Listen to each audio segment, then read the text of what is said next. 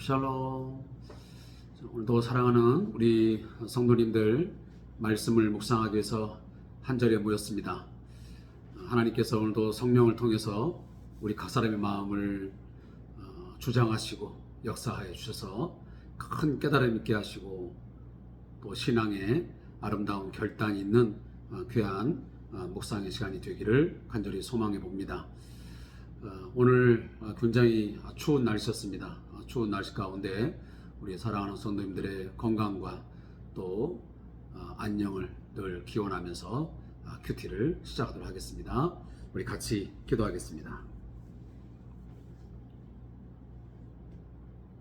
나의 힘이 되신 여호와여, 내가 주를 사랑하나이다. 주님, 오늘 이 저녁에 이 고백이 우리 모두의 고백이 되기를 소원합니다.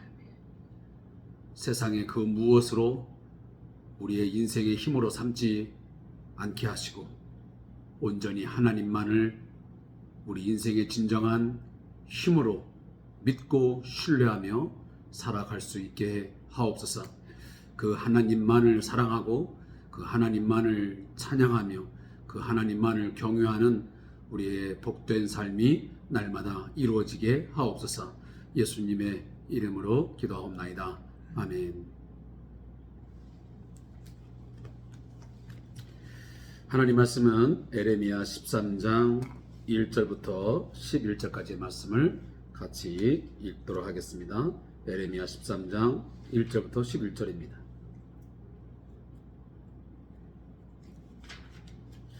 우리 같이 말씀을 먼저 읽겠습니다. 여호와께서 이와 같이 내게 이르시되 너는 가서 배 띠를 사서 내 허리에 띠고 물에 적시지 말라 하시기로 내가 여호와의 말씀대로 띠를 사서 내 허리에 띠니라. 여호와의 말씀이 다시 내게 임하여 이르시되 너는 사서 내 허리에 띈 띠를 가지고 일어나 유브라데로 가서 거기서 그것을 바위틈에 감추라 하시기로 내가 여호와께서 내게 명령하신 대로 가서 그것을 유브라데 물가에 감추니라. 여러 날 후에 여호와께서 내게 이르시되 일어나 유브라데로 가서 내가 네게 명령하여 거기 감추게 한 띠를 가져오라 하시기로 내가 유브라데로 가서 그 감추었던 곳을 파고 띠를 가져오니 띠가 썩어서 쓸 수 없게 되었더라. 여호와의 말씀이 내게 임하니라. 이르시되 여호와께서 이와 같이 말씀하시니라. 내가 유다의 교만과 예루살렘의 큰 교만을 이같이 썩게 하리라. 이 악한 백성이 내 말 듣기를 거절하고 그 마음에 완악한 대로 행하며 다른 신들을 따라 그를 섬기며 그에게 절하니 그들이 이 띠가 쓸 수 없음같이 되리라. 여호와의 말씀이니라. 띠가 사람의 허리에 속함같이 내가 이스라엘 온 집과 유다 온 집으로 내게 속하게 하여 그들로 내 백성이 되게 하며 내 이름과 명예와 영광이 되게 하려 하였으나 그들이 듣지 아니하였느니라. 아멘.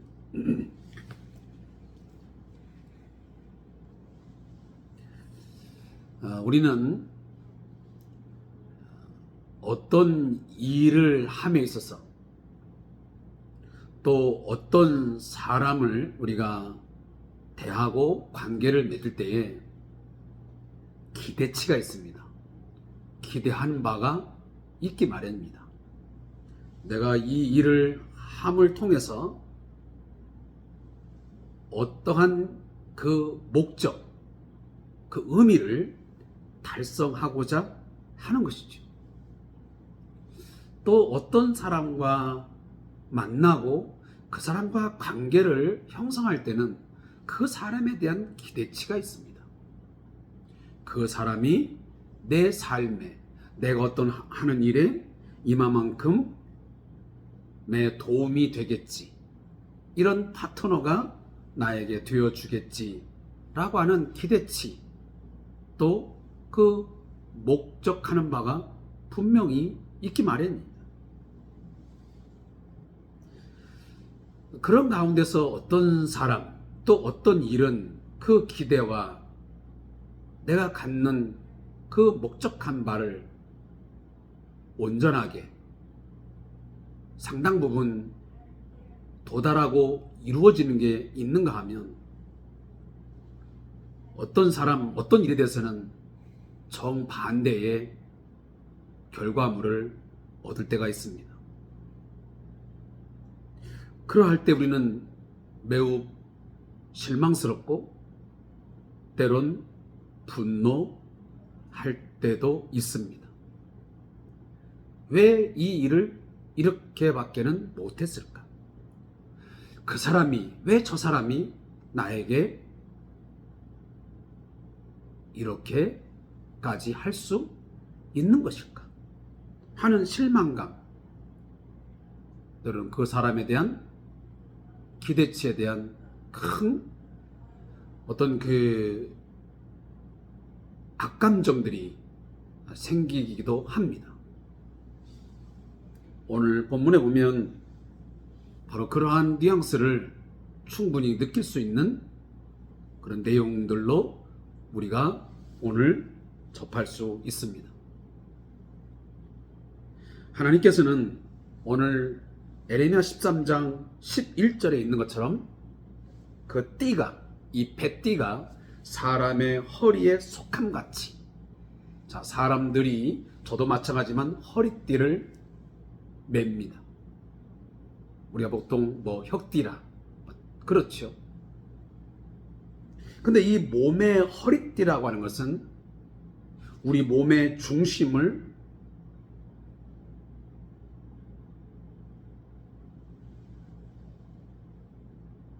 중심에 위치하고 그러면서 특별한 어떤 의미를 갖습니다.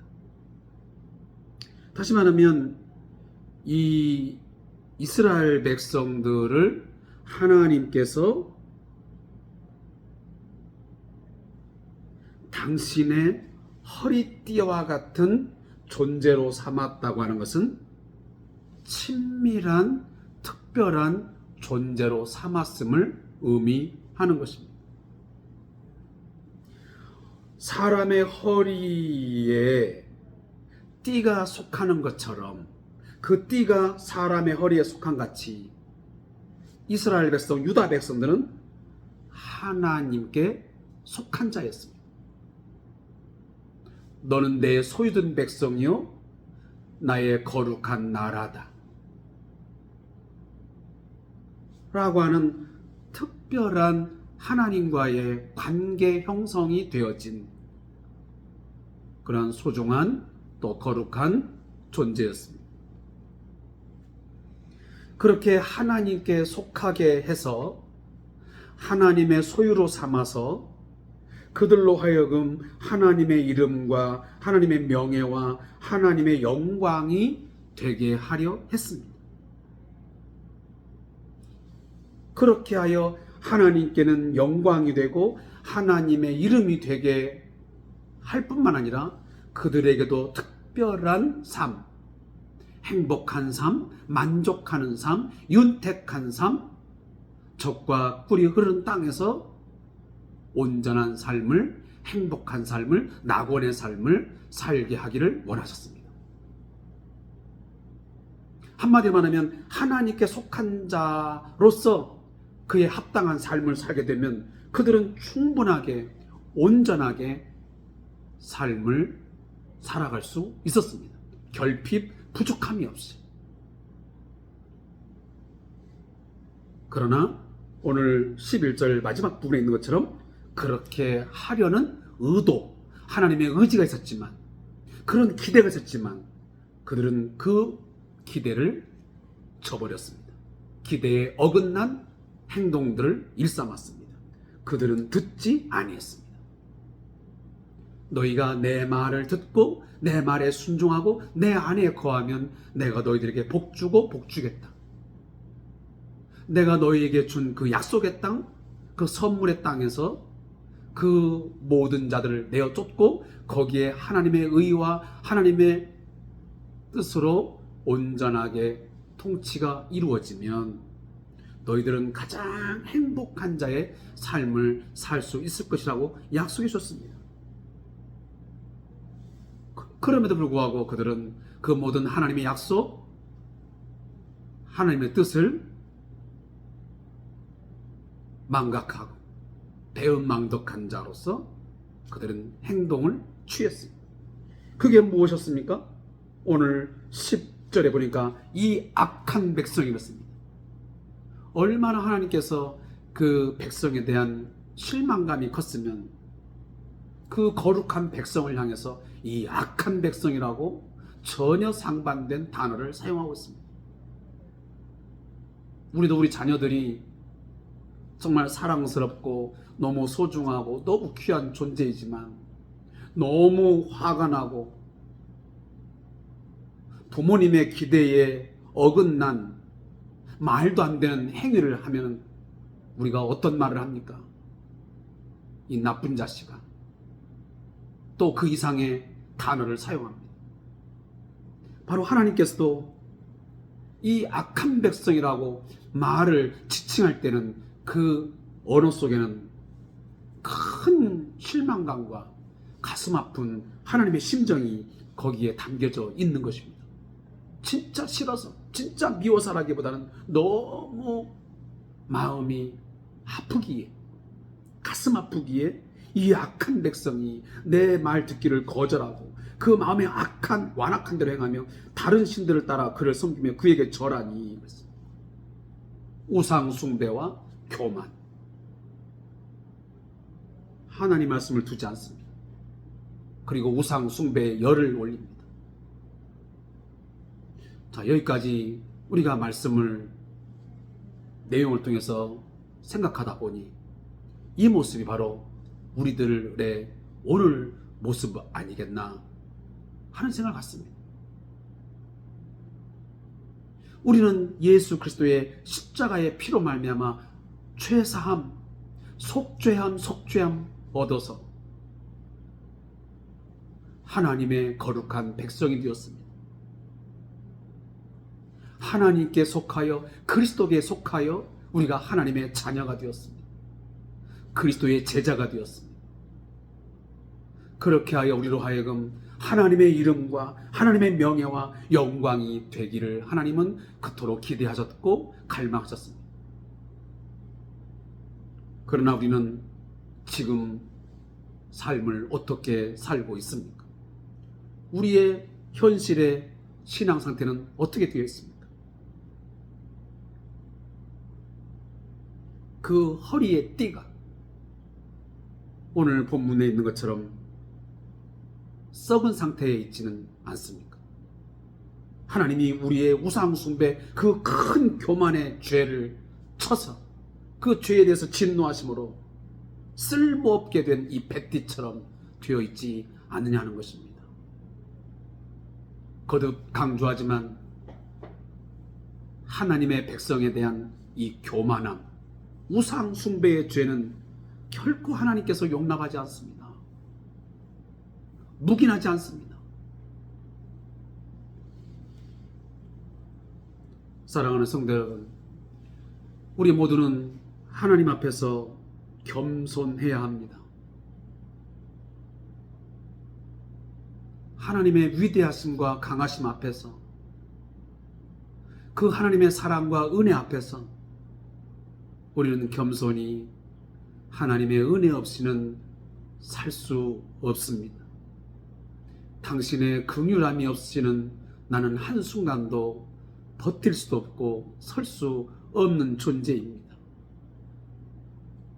당신이 베푸신 그 십자가의 은혜로 말미암아 내가 하나님의 자녀가 되었고 당신의 백성이 되어 저 천국을 소망하며 살 수 있게 되었습니다. 내가 오늘도 호흡하고 내가 오늘도 살아갈 수 있음은 전적인 당신의 도우심과 당신의 힘과 그 능력, 그 사랑이 나를 붙들어 주셨기에 내가 오늘 삶이 가능했습니다. 고백해야 되지 않겠습니까? 어떻게 내 의지로 살 수 있습니까? 어떻게 내 힘으로 살 수 있습니까? 오늘도 안타까운 일이지만 충남 서천에 있는 큰 시장에서 대형 불이 나서 200여 개 이상의 점포가 다 불에 타서 재가 되었습니다. 그런 저런 일들을 보면서 우리는 한순간도 장담할 수가 없습니다. 정말 1분 후에 1초 후에 무슨 일을 만날는지 내 인생이 어떻게 될는지 아무도 알 수가 없습니다. 금방 건강하게 서 있던 사람이 길을 가다가 교통사고, 또 어떤 사람은 심장마비로 이런저런 일로 생명의 끝이 있는 경우도 종종 있습니다. 따라서 우리는 교만할 수가 없습니다. 하나님이 우리에게 생명을 주시고 우리의 삶의 시간들을 허락하는 한도 내에서만 우리는 살 수 있는 것입니다. 하나님이 나에게 물질을 주시고 나에게 오늘도 가정을 주시고 나에게 오늘도 사업장을 주시고 나에게 직장의 삶을 주시는 데까지만 우리는 누릴 수 있는 것이지, 하나님이 거기서 스톱하고 하나님이 거둬가시면 모든 것이 다 the end, 끝입니다. 우리의 의지로 우리의 생각대로 할 수 있는 것 하나도 없습니다. 그래도 불구하고 우리는 유다의 교만과 예루살렘의 큰 교만처럼 우리는 지금도 교만한 마음을 여전히 품고 있습니다. 그리고 쓸데없는 우상을 쫓아다니고 있습니다. 돈의 우상, 사람의 우상, 이런저런 우상을 만들어 놓고 거기에 넙죽넙죽 절을 하고 그것을 섬기면서 살아가고 있습니다. 하나님은 그걸 어떻게 한다고요? 이 띠가 쓸 수 없음 같이 모든 걸 다 썩게 만들고 다 부패하게 만든다고 하나님이 분명히 오늘 말씀하지 않습니까? 근데 이 말씀 그대로 이루어졌습니다.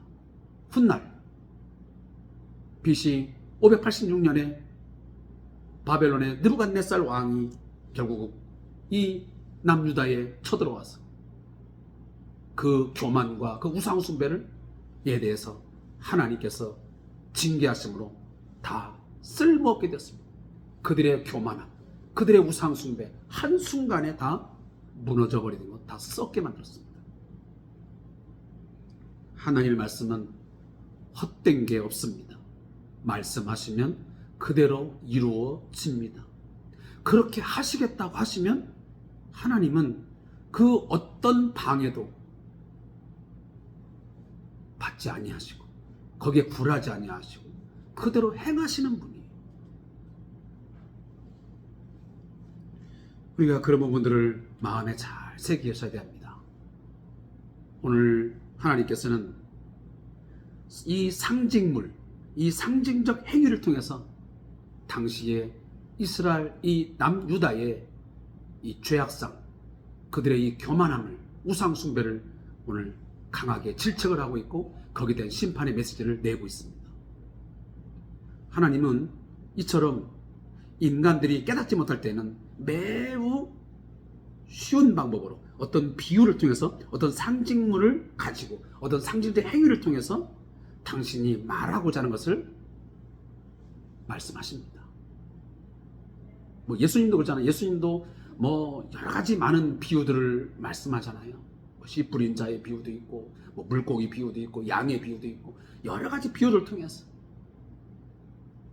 그들이 현실적으로 현세적인 삶 속에서 접할 수 있는 어떤 문화적인 어떤 내용들, 그런 걸 가지고 쉽게 그들에게 깨닫게 하는 거죠. 오늘 성경도 마찬가지. 여기 있는 뱃띠는 뭡니까? 옛날 출애굽기 28장에 보면 그 에봇을, 제사장들이 에봇을 입을 때 그 띠를 띠잖아요. 그 띠가 바로 뱃띠거든요. 그런 뱃띠처럼 어떻게 보면 제사장 나라가 되었던 그 이스라엘 백성, 그들이 한순간에 제사장 나라라고 하는 그 고귀하고도 그 영광스러운 그 자리에서 하루아침에 썩고 부패한 아무짝에도 쓸모없는 무용지물이 되었다는 것입니다. 자, 오늘 메시지를 여러분들이 이 정도로 듣고 우리 스스로를 한번 잘 돌아볼 수 있기를 바랍니다. 하나님께서 나를 뱃띠 삼아 주셨는데, 하나님께 속하게 하셨는데 나의 뱃띠는 어떻게 되어져 있는가? 혹시 교만하여 우상 숭배로 인하여 썩고 부패하게 되어 있지 않는지 그렇게 다시 한번 돌아보는 그런 시간 되기를 바랍니다. 저자의 묵상을 읽고 오늘 큐티를 마치겠습니다. 배은망덕이란 말이 있습니다. 남에게 입은 은혜를 잊어버리고 도리어 은혜를 베푼 사람을 배반하는 것입니다. 오늘 유다 백성의 모습을 한마디로 표현하면 바로 배은망덕이라고 말할 수 있습니다. 이것을 시각적으로 분명하게 보여주기 위해서 하나님은 뱃띠라는 이 상징물을 통해서 교재를 사용해서 말씀하고 계십니다. 아무리 뱃띠를 물에 적지 않는 곳에 두어도 시간이 지나면 습기가 차서 썩은 띠가 됩니다. 그렇듯 교만하여 하나님의 품을 떠난 유다 백성은 결국 우상 숭배에 물들면서 썩은 뱃띠처럼 되고 말았습니다. 유다는 한때 하나님이 몸에 두르는 허리띠처럼 소중히 여기며 자랑거리로 삼으실 정도로 넘치게 사랑을 받았습니다. 친밀한 관계가 형성되어서 그들은 거룩한 제사장 나라로서의 삶을 살았습니다.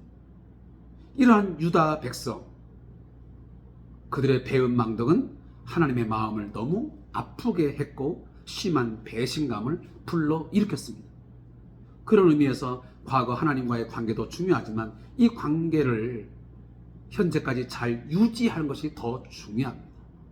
마찬가지죠. 어떤 관계를 맺는 것도 중요하지만 그 관계를 잘 유지하고 더 강화시키고 더 돈독히 하는 것이 매우 중요합니다. 지금도 하나님은 우리를 허리띠처럼 뱃띠처럼 우리들을 친밀하게 두르고 자랑으로 삼으시고 우리를 그 안에 거하게 하시고 그의 소유로 삼아 주셨습니다. 우리는 지금 하나님의 이름과 명예와 그리고 영광거리입니까? 자랑거리입니까? 아니면 썩은 뱃띠입니까? 자, 기도하겠습니다. 하나님, 배은망덕한 자의 삶을 살지 않게 해 주옵소서. 하나님께서 예수 그리스도의 십자가의 피로 말미암아 구속, 죄사함의 은혜를 베풀어서 하나님의